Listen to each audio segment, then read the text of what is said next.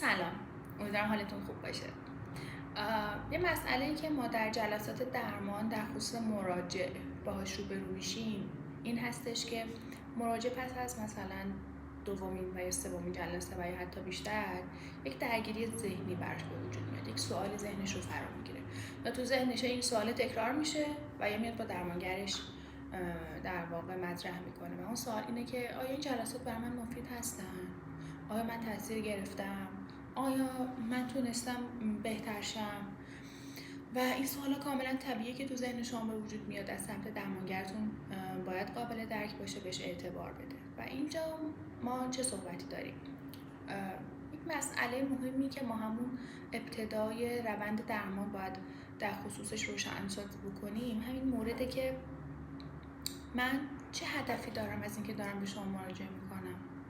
من میخوام چه تغییراتی برام به وجود بیاد، اصلا هدف من چیه؟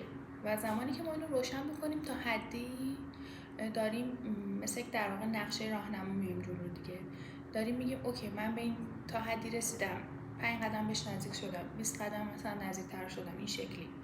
و میدونیم که من همچین تارگتی دارم و دارم سمت این پیش میرم و این شکلی اگر باشه برای ما یک شفاف سازی داشته باشیم این سوال کمتر پیش میاد که ذهن مراجع رو به خودش درگیر بکنه و اصلا دودل بشه بابت ادامه دادن جلساتش.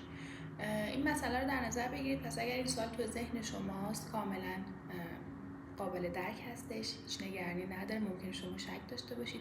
توصیه من اینه که حتما با درمانگرتون این مسئله رو در میون بگذارید و اگر نیازمند یک شفاف سازی هست حتما دو طرفه در قالب جلسه ایجادش بکنید.